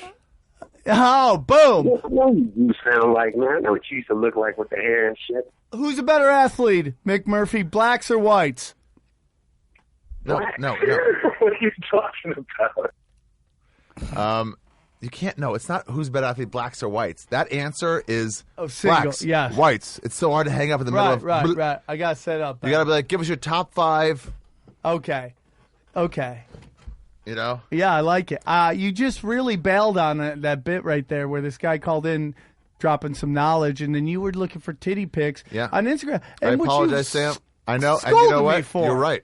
I brought in a Mexican to have this happen. I was not present from the podcast because of that, and I feel apologize. like an enabler. I feel like I have to go right after this podcast. That's the problem. So I was like, a chance to check. Where do you gotta go?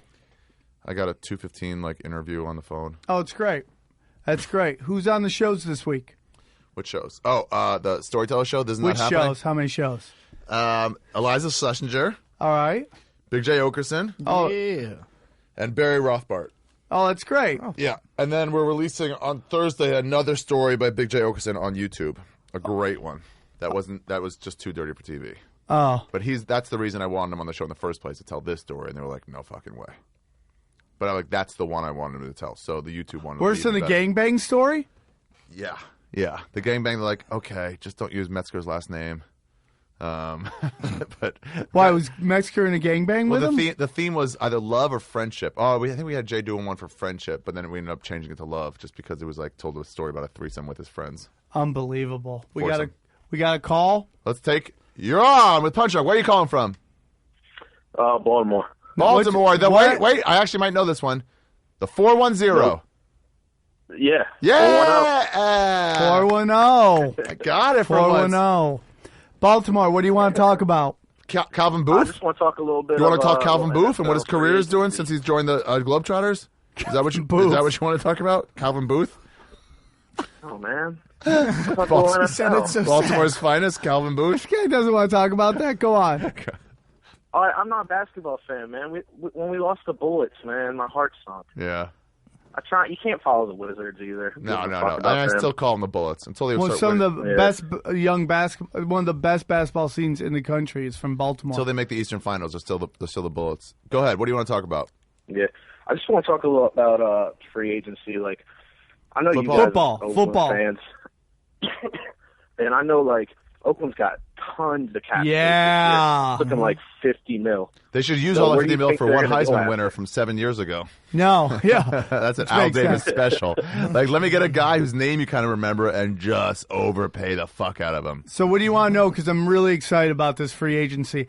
For the first time ever, the Raiders seem to be doing the right. They just got Rod Woodson as our quarterback coach, Norton as our defensive coordinator. Really? Yeah, dude. Dude, if they keep playing the cards right, they could totally be a 6-10 team. Okay. Fuck you, Sam. I think they need to because they were ranked worst in rushing offense and everything. Yeah. They need to go get some offensive linemen, and King Dunlap is up. And do you think that would be a good move? Well, this is even deeper than I know. Ken Dunlap. I'm not quite sure who that guy is. You've stumped me. He's no Calvin Booth. Yeah. Okay. He was a tackle for I think he was playing for the Eagles, and then I don't know if he got hurt or something, but he went over to San Diego for the last 2 years. Dude, I would have been happy with Richard Incognito, dude. I mean, the guy was a legit all-star. And he keeps pussies out of the locker room. Yeah, I wanted the Raiders to sign him. Sign as many fucking linemen as we can. I want to go after. Raiders don't need to worry about team chemistry. They just need players. We do. Yeah. They're talking about we might overpay all for the head cases. Adamakin Sue. I would love that. Really? Oh, dude. Oh, yeah. Why would you love for them to overpay? Because we need a guy like that. Back to the black and gold. Black and silver. Yeah. King Dunlap. Yeah. Who is he? Offensive tackle, San Diego Chargers. Yeah. Was he good? Drafted 230th overall, and he's still playing. Dude, it's crazy, man. I would love that. He's only 29, too. He's young. I would give him not so young. A 4-year deal. I would love if they went for Megatron. That's who I would love if they got. If they got Cooper and Megatron, and you just let Carr just fucking air it out. Oh, yeah. Megatron. Wait, is he a free agent, Megatron? Yeah. He's not going back to Detroit? They need to get some offensive linemen, though. Yeah, they do need some offensive linemen. You don't want a young quarterback back there, no running game. No, I agree with back to help protect him, Dude, fucking this guy, King Dunlap, goes by what you said. His mom, Robin, former track star at Tennessee State. Yeah. King Dunlap's father, former defensive tackle for Tennessee State. Yeah. They probably met there. Athletes. And the Baltimore Colts, breed athletes. Yeah. That's why you want to fuck Serena Williams, right? Yes. Dude, wait till you see Kevin Durant's kid. He's married to a girl in the WNBA who's... No way. Really? Yeah. That kid is going to be 8 foot and just be able to dunk from half court. And just rain threes. We may never see an athlete this good again. It's going to be insane. It was like when, what's his name, Tony Hawk's kid was fucking winning competitions at 4. Yeah. You know? It's like, Jesus. When you're that... skate? Oh, yeah, you have a skate park in your backyard? 100%. Yeah, I would love for him to sign him, dude. I'm really excited. I like Jack Rio. I wasn't super excited about it. Jack Del Rio? Jack Del Rio. Yeah. But all the signings of coaches, I do like it. And I do think we're getting primed to make it come to Los Angeles, baby. No, fuck the Raiders. We don't want you in L.A. We don't want you. We do. We don't want you. I want them. Take any other team. I like the Raiders. It'd be perfect. I like the Raiders in Oakland, where they belong. No. And as Oakland gets gentrified, you push them further inland. No. Dude, no matter what team you bring to L.A., they're going to have that fan base. Wrong, because the fucking Rams didn't have that. Bullshit, The Rams dude. weren't like the Raiders fans. Bullshit. And the Raiders fans since then have to continue to be sucky, whereas the Rams fans are all beautiful and glorious. Yeah, because they're in St. Louis, bro. That's right. Keep the garbage in Garbageville. Then don't bring a team. Move them to Stockton if you want. Then don't bring a team. The Bills, Rams... Those are all fine. Here's my opinion. Bring the dude. Ravens over. If That's the fine. Raiders There's no history can't... there. No. No, fuck you. No, we're taking your team because you don't respect Calvin Booth. If the Raiders can't get Marshawn Lynch, take Gurley in the second round. Helen Gurley Brown? The guy from Georgia. Editor from Cosmo? You think he'll be there? I think, we're The fourth. Ravens need a running back. I see a lot of mock drafts have Ravens snatching him up. I would love. They probably will, but I would love if we got Gurley. I would fucking. What about love. that running back from Ohio State? Okay, but let's talk for a second. No, he's not coming out. Let's talk for a second. Let's stop for a second on the Raiders and talk about relevant teams. Do you think the Raiders? You. Do you think the Cowboys? We're going to the Super Bowl next year. They have 9 wins this decade. Dude, this guy's going for caller of the day. Do you think? Nah. Do you think the Cowboys are going to keep Dez? All we were needed was if we didn't have 9 goddamn corners go out, we'd be fine. Once Jimmy Smith went on IR, that's when we lost. Do you think the Cowboys are going to re-sign Dez? Oh, what do you think the Cowboys have to do to re-sign Dez? I don't know, man. Yeah. I hate. You see the difference in questions? You see the difference in questions? Yes. Do you think they can sign Dez? It's like yes, and then I caught myself. That's why you're a better human being. We got another call. It's a call. It's a call happy day. We got Kreischer in the morning and fucking calls all afternoon. Caller, you're on. Where are you calling from? What's up, motherfucker? It's fucking Nate Diaz, dog. Oh, Nate Diaz. We haven't heard from you in a while. We heard from your brother a bunch. What's up, Nate Dog? Yeah, man, I've been fucking laying low, dog. I got fucking cheated out of that fight I had with fucking Dos Anjos, man. Oh yeah, we're not talking about you and your fight. You got pretty abused, dude. You got pretty abused. Oh, you. I don't know what's up to Dos Santos, but he's just on fire lately. Remember, he came in. Yeah, man. They're gonna look into his fucking drug testing, man. Like, I think he fucking cheated, dog. Who is it? Dos Anjos, right? Yeah. Dos Anjos. Oh, you think he's cheating too?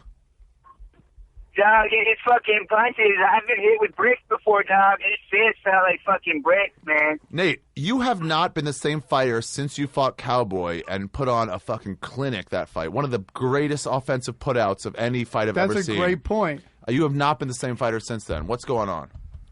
I fucking beat the fucking black off his Stetson cowboy hat, dog, but it fucking took a lot out of the tank, man. So how are you going to get right? I think I gotta start smoking the fucking weed that Nick's smoking, man. I've been smoking like some swag. I gotta get to the fucking good shit like Nick, man. Why are you smoking dirty Mexican weed? I'm dating a Mexican right now, man. I'm just trying to honor her family by fucking smoking the weed they grow, dog. Like, show fucking solidarity and shit. Yeah, how's that endo up there in Stockton? How's that Stockton Brown? It's pretty fucking good, man. Like, sometimes you'll find, like, a fucking lollipop stick in the bag and shit, but you just gotta stick through it, get to that good shit, man. Let me ask you something. I don't know if you've been listening to the show, but there was a bomb dropped on us by Father McMurphy that Anderson Silva was set up by Steven Seagal for the big pop on steroids. What's the word on the street through the MMA fighters? Validity? Any truth? I think if you roll with fucking that fat piece of shit Seagal, man, you get what's fucking coming to you, dog. Fat piece of shit Seagal. Sensei, man. Jesus. Why do you hate Seagal so much? Are you more of a Van Damme fan? I'm definitely, even though Van Damme fucking kicks it with St. Pierre, I'm still fucking cool with him. I'm a fucking Bruce Lee guy, man. I'm a fucking purist. Seagal's a fat piece of shit. I don't think he knows any fucking martial arts. Thought he wouldn't last 2 seconds on the streets of Stockton, dude. Do you fear retribution? What's he gonna do, man? Fucking give me some of his cholesterol? He's a fat fuck, dog. He ain't gonna do shit. Oh, today's show is explosive. If anybody knows fucking Van Damme, do not show this to him. Do not. I'm talking about Seagal, dog. I got nothing but respect for Van Damme. He's got fucking abs and shit. He works out. Seagal just fucking, he looks like he's going to the buffet. He looks like a fat fucking Wayne Newton in a fucking karate gi, dog. Yeah. Now, what'd you think about Ronda Rousey and the swimsuit issue? Attractive. I know she hangs out in your camp and stuff. Yeah. She fucks all of you guys? What do you pass her around? What's the story with that? Or is that just No, Nate's dog, girl? we respect Nick, dog. He's the fucking alpha male here, but like, have you ever seen the fucking movie Goonies? Yeah, sure. Remember the fucking scene in the cave where fucking Mikey kisses that chick and she thinks it's fucking Brandon? Oh, yeah, I stole a kiss from her. Yeah. So fucking one night, Ronda Rousey was fucking coming to bed. She was all fucked up and drunk, dog, and she thought I was Nick, so I fucking did a little of this, a little of that. What is so that? Hopefully doesn't get back to my brother. What was a little of this? Yeah, what's a little? You skipped over the. What was the this and then that? Yeah. I fucked her for a couple of pumps, but I fucking had respect and I didn't come inside of her and shit because my brother's fucking Stocked her for life. hot and heavy with her. Yeah, it's all about brotherhood. Yeah, what is how many pumps is disrespectful? Yeah. Like, once you get to, like, the fucking 20s, that's like you're fucking disrespecting somebody. But if you go, like, fucking early fucking teens, you're cool, dog. Right. So, like, if Ari fucks Frank's girlfriend and he only does 9 pumps, is that not being disrespectful? That's cool, man. That's being a fucking friend. It shows that he realized he fucking made a mistake and he stopped the action. Nate Diaz, are you done being talked about in the lightweight division in terms of as a contender? You fought Benson Henderson for the title after beating Jim Miller and Donald Cerrone, and then you lost that fight, you lost the next one, then you won one, then you lost again. You lost 3 out of the last 4 fights. Are you pretty much done in title competition? I mean, fucking probably, but the Diaz family, dog, we're not about fucking rankings. I'll fight in the fucking alley. I'll fight in the 7-Eleven parking lot. Great I'll point. fight I like in the grocery store. Well, yeah, I know. Yeah, when's the last time you fought at a grocery store? Dude, last fucking week, I'm trying to fucking shop. I go to get the last fucking Dryers cookies and cream ice cream because it's my mom's favorite. Yeah. And this fucking guy comes in and he gets the last one. I said, dog, that was mine. And then it fucking had to come to blows, dog. That escalated quickly. Would your mom get mad if you didn't come home with cookie and cream? Dude, if I don't fucking come home with the cookies and cream for my mom, she fucking takes this hanger, puts it on the fucking over the stove and brands me with it, dog. Oh, God. So brutal. So let's talk about this. The big Reebok deal in which your endorsements are tied to your rankings. A lot of people aren't happy with that. What's your take on it? Wow. I think it's fucking bullshit, dog. Like, the Condom Depot's been great to me for years, dog, and I can't wear their name on my fucking trunks anymore. I agree. And it's fucking... Condom Depot, yeah, they're not allowed. Fucking just That make sucks. deals without any of our permission, dog. I don't want to fucking wear Reebok. It's for fucking... I don't want to be disrespectful, but it's for fucking faggots. Hey, dude, Wow, hey. you did a great job not being disrespectful. Half of Ari is offended by that. Listen, Son of a bitch. Ari's I'm wearing my shirt today. Okay. Ari has a fun fact he seems to be astonished by. Dude, Real quick. I'm looking over your Wikipedia page of your fights. Your first few fights in the WEC and wherever, Warrior Cup, whatever. But once you started fighting in like major fights, you fought WEC 24 for the WEC Lightweight Championship. Your next fight, you won the Ultimate Fighter 5. Your next fight, submission of the night. Your next fight, submission of the night. Your next fight, submission of the night. Your next fight, fight of the night.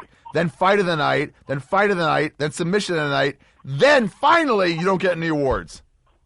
Wow, you went 2 fights later, fight of the night. 3 fights It's after all that. about the bonuses, Submission of the dog. night. It's like Fight of getting the a fucking night. extra guy. Submission of the night. Knockout of the night. Jesus, man, you got some fucking. You fought hard. You Let fought me ask some you great something, fights. Ari. That's a great point. Jesus. This guy. But someone, let's say, like either Donald Cerrone or Joe Lorenzo, right? Those guys. Joe who? Lozon? Lozon, excuse me. Joe Lozon. Those guys have won tons of fight of the night, submission of the night, knockout of the night. Tons of submission of the night. Okay. Should that at all play into whether you're a Hall of Famer or not? Oh, I thought you were going to say whether you keep fighting. So, like, if you keep, like Dan Hardy, when he lost more than 3 times in a row, but they're like, you put on great shows every time, so we're going to keep getting you. I think it should play into. You've set the record for most fight of the night awards. Absolutely. And it's not just by a little, but maybe right, a lot. because like let's compare it to like a Hall of Fame that everybody recognizes, baseball. They look at your overall stats. You hit 300, 320 for your career, great. But if you won 6 batting titles, because in the days where Boggs and Mattingly were battling for the batting title, 307, 310 might have won it, in those years. Right. But that matters more than overall your batting average was, this. Yeah, those awards absolutely should matter to the Hall of Fame. Nate, agree or disagree? I fucking agree, dog. It's all about the fucking bonuses, man. If you look at like a guy like fucking Chris Lytle, he wasn't the fucking best fighter, but towards the end of the career, he fucking went balls to the wall, dog, fucking Mickey Ward style, and he was fucking putting on fights, man. That's what it's all about. Yeah, he was. Mickey Rourke style. That's a great way. Mickey Rourke, definitely. So, real quick, Reebok, have you met with them? Have they talked to you about any cool new products they want to do this specifically for the Nate Diaz line? Yeah. The Diaz brothers are anti-Reebok. We're talking to fucking LA Gear right now, trying to fucking get them going back again. Stockton is garbage, man. Quit doing shit like that. LA Gear. Wait, you say fucking Stockton's garbage, dog? I mean, yeah, fashionably, absolutely. Stockton is garbage. Why LA Gear, man? Nobody wears LA Gear. Are you trying to fucking get another story for This Is Not Happening? Like the story of how the fucking Diaz brothers kicked down your door and kicked your fucking ass? No, it's not. That absolutely can't happen if you keep fucking running your goddamn trap. Are you even able to get out of Stockton? Can you even afford the bus out of that fucking dust bowl that you live in? So funny. We'll find a fucking waterway, pontoon it to you wherever the fuck you're staying, dog. Yeah, take the inland in from the inlet in from the LA River.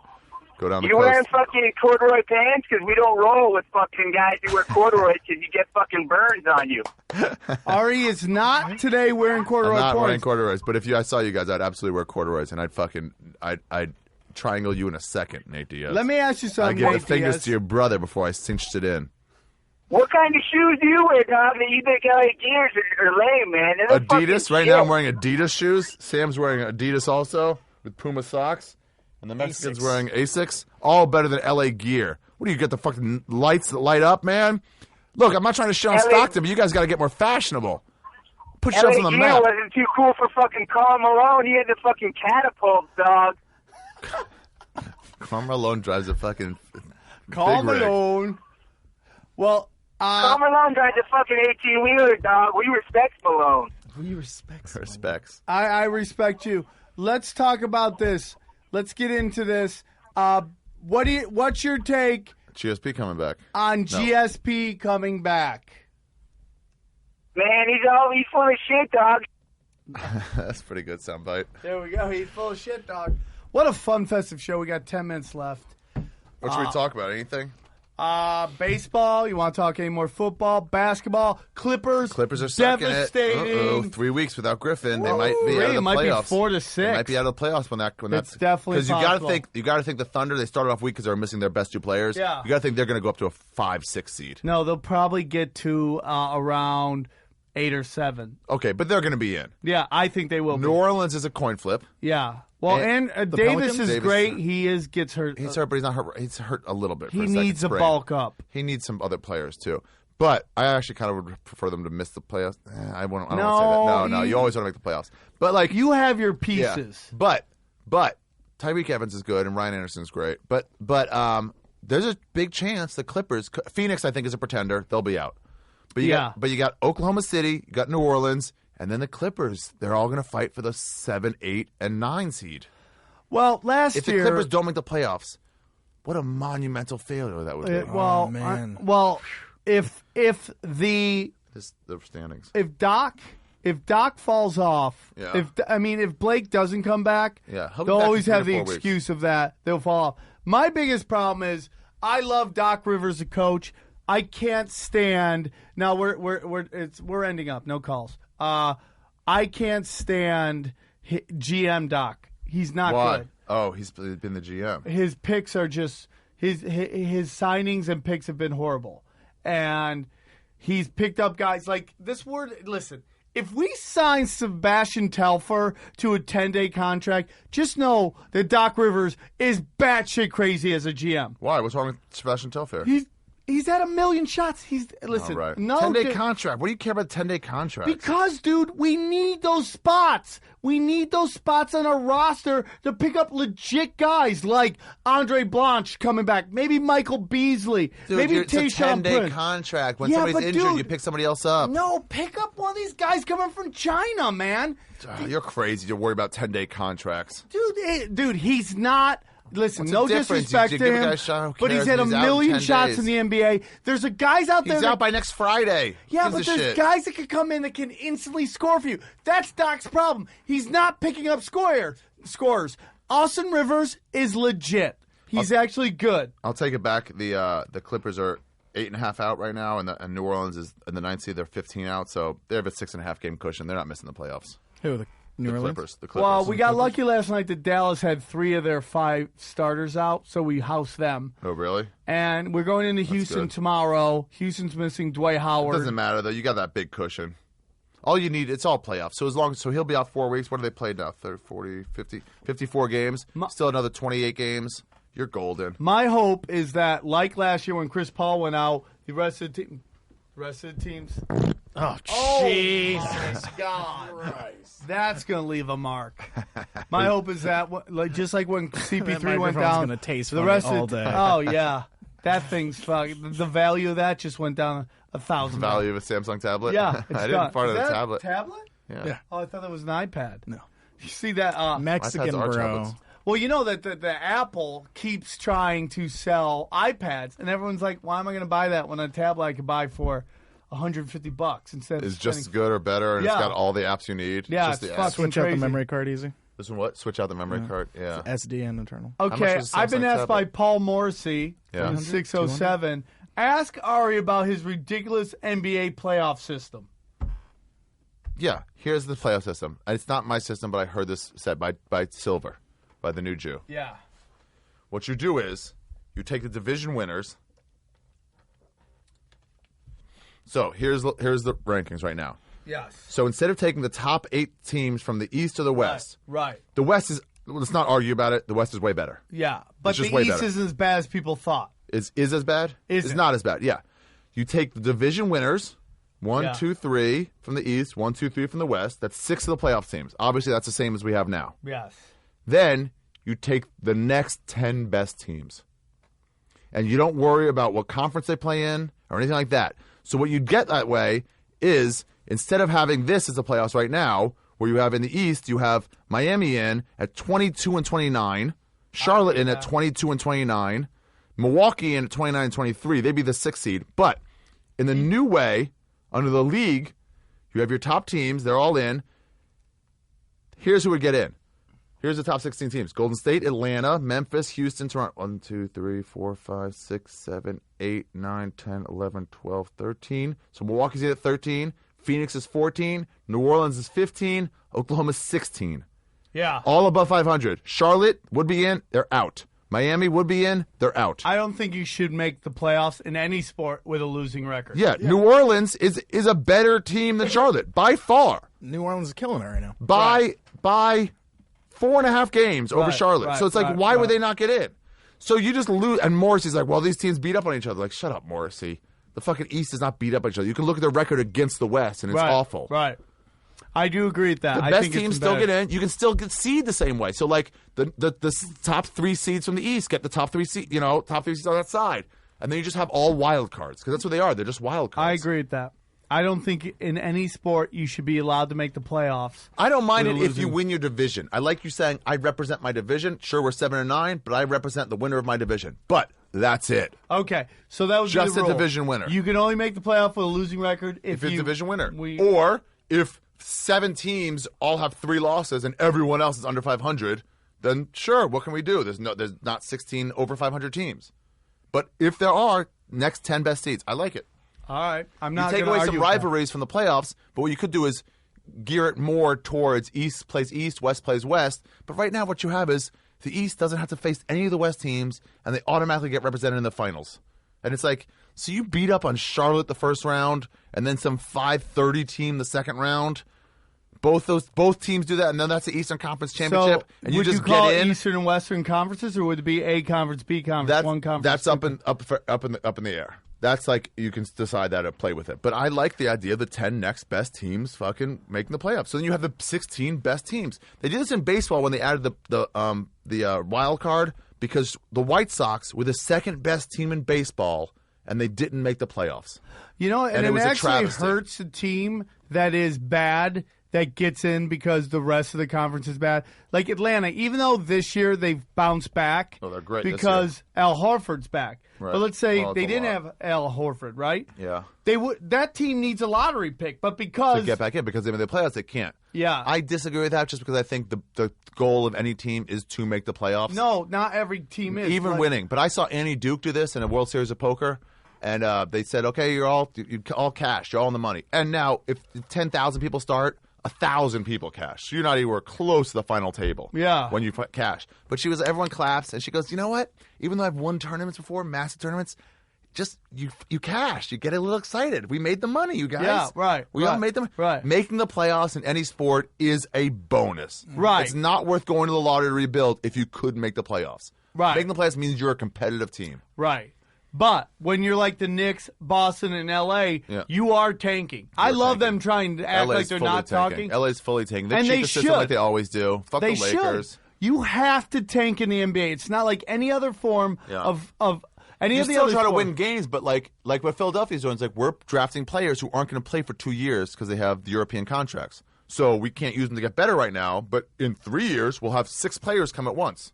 We're going to see who Great. they get, but it's going to be interesting. I think this draft class coming up. Real quick, do you follow college basketball at all? Yeah, sure. I'm Dude. so saddened by the loss of Dean Smith. Let me say a couple words about Dean Okay. Smith. Okay. When I grew up in North Carolina in Greensboro, and he was a hero for that state. He was the hero. I moved to Maryland, and I kept rooting for the Tar Heels. And like, oh, you got to root for the Terrapins. And I'm like, I can't do it. I'm a Tar Heels fan through and through. I painted my room Carolina blue because I thought that would help me get into North Carolina. It was a cheap school to get into.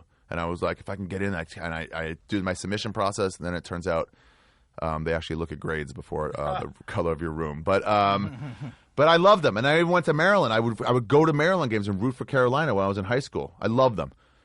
We were at Maryland. I would still be worried about who I should root for. Dean Smith made that organization. The stuff he did, we were talking about last night, the 1-3-1 defense. That's a Dean Smith's invention.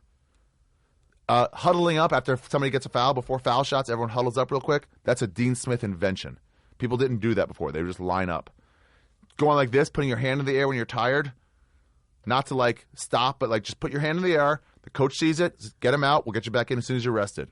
It's better for the team for you not to be tired. That's a Dean Smith invention. He changed college basketball. The people that coached under him are now the best coaches in basketball. I agree.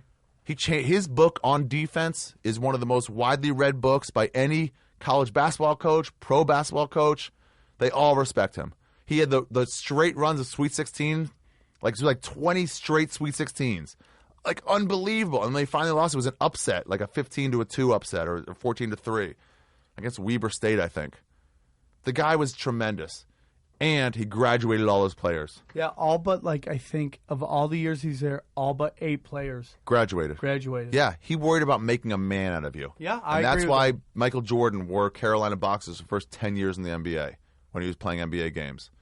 Out of respect to the man, the coach. I totally agree with that. It's a sad passing. It I know is he a wasn't. sad I know he was done coaching and stuff, but he was Carolina basketball, and he pretty much was college basketball.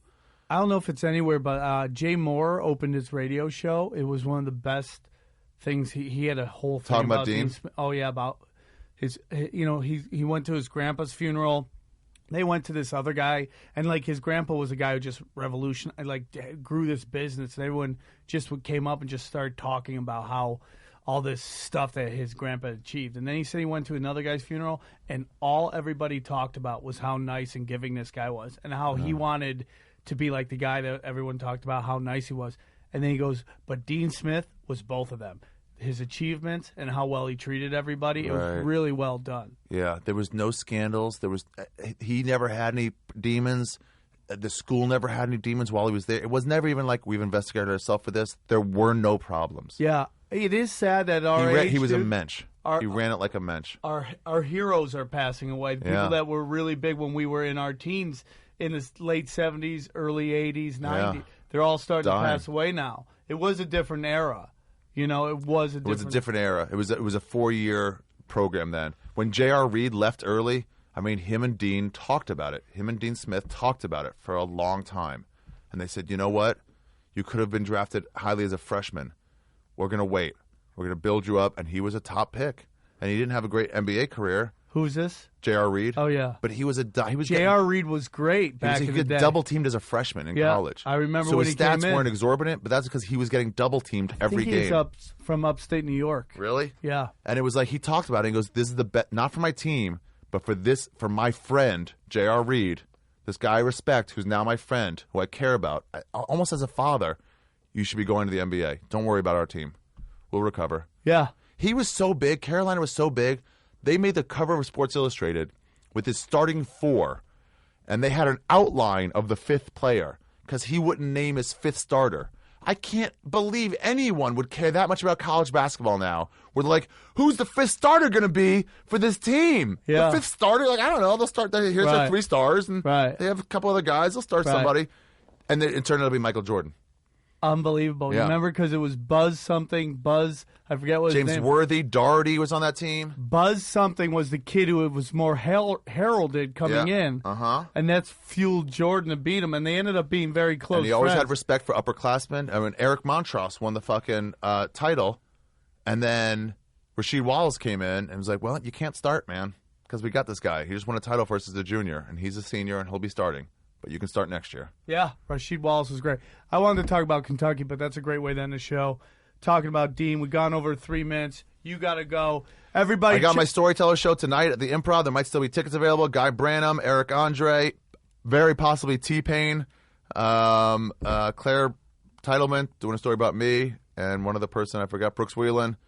And I'll be in Seattle the 19th, 20th, and 21st of February, the downtown Seattle Parlor. All right, man. Ari, the show's great. Great job on Conan. Thank you, Frank, for hanging in. It's at Frank Castillo. We work in the back door. All right, man. Come by. He's great at the roast. He's a very funny comic. We appreciate everything, dude. Check out the website, punchdrunksports.com. On all things comedy. And we'll see you next week.